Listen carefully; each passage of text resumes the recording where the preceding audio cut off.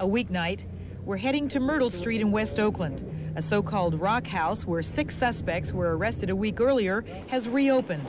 The narcs want to bust it again. Narc Tommy Moore will attempt an undercover buy to get evidence needed to back up a new search warrant. Okay, see the guy coming out of the side of the house. That's where you go to buy. In the darkness, we're barely able to make out a narrow alleyway. You go in the alleyway, you yell up to the people upstairs. They lower a bucket. You put your money in it. They raise the bucket, and then they toss down the dope to you. We can see Tommy getting out of his car and going in the alley. Okay, our man's going in. You and Paul out here. The buy takes only a few seconds. See, here comes our man. Got it. Hey, we have all sorts of people coming out. There were 3 of us back in the alleyway. We all dropped the money in the box. They pulled the rope up, then dropped the dope in the bucket and sent it back down to us. They told us no smoking in the alleyway. That was pretty much the way the situation went. Real quick and easy. We arranged to meet Tommy a few blocks away and get the rock. It's a big one, according to the narcs, designed to encourage return customers. But it's risky business. It was a very short and tight alleyway, 1 arm's length, at that much space to work from. Had someone identified me, it could have been very difficult to overcome any physical attacks if need be.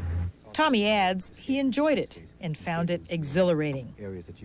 We return to Myrtle House to stake out the supplier whom the narcs hope will make another delivery. Okay, they continue northbound Chestnut.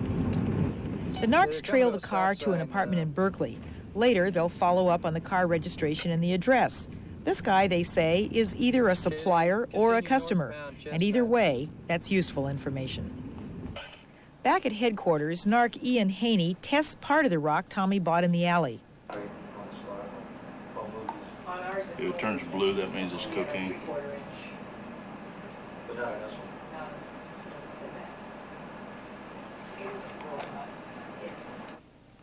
Haney completes the paperwork and calls the judge to sign the search warrant. Because of the weird hours narcs work, one judge is available to them around the clock. It's after 11 now, but the judge goes over the search warrant, asks a few questions, then signs it. 2 days later, Haney briefs the unit on what to expect on the raid. 3014 Myrtle Street is a tough location, a 2nd-story flat with iron grating on the door. The outside stairs have been made into an obstacle course to slow invaders down. Hopefully we'll have the helicopter lighten up the backyard area. 8 o'clock. We're on our way. Argus, the police helicopter, is overhead. 3014 Myrtle, Argus, on the east side of the street right here. Coming up on the guys.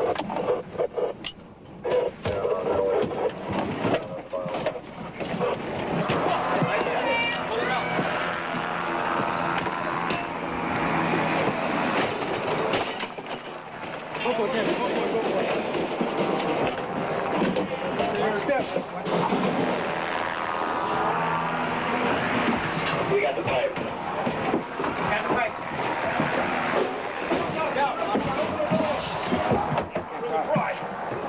Let me get the key. Open that door! Open it down.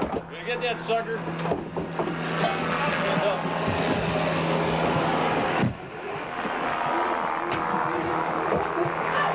Hey. Get your hands off! Put your foot down! Leave that for me.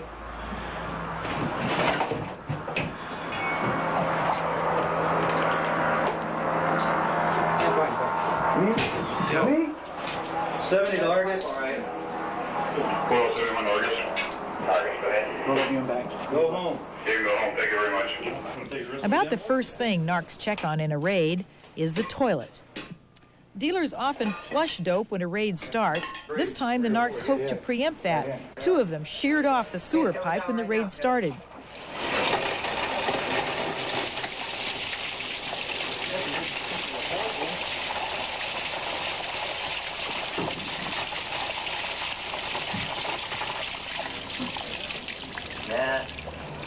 No hubbas. No hubbas. The narcs turn the flat upside down, searching for the cocaine they feel sure is here. They find a receipt showing 100 crystals had been delivered a half hour earlier and $200 buried in the garbage. This is the bucket that they lower down the window when they make their sales. So right down here. Pull it up, take the money out, put the dope in, and lower it back down there. They strip search and question the 4 suspects, including an old man who lives in the flat. He has just gotten out of jail from last week's arrest. You don't know about that kitchen window routine, huh? I don't know anything about that. They give you any bucks for doing that? Huh? For coming over dealing dope, they give you any money? I'll get some chicken, but this is That's all you get? That's all I get. These punks don't give you nothing? Whatever they do, I don't... Go get dressed. Whatever they do, I don't have nothing to do with it. The law requires drugs for a drug arrest. The undercover buy, the bucket, the receipts, and the supply of tiny cocaine baggies are helpful but not conclusive evidence. The narcs use a recent law to book these suspects. As of January 1, it's a felony to barricade your doors against the police. At Myrtle Street, the doors have been blocked, barred, and boarded up.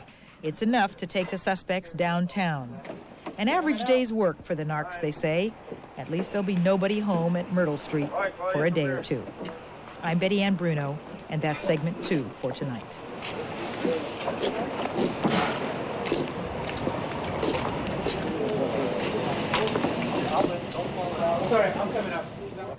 And when we come back, in Washington, D.C., an American convicted of spying for Israel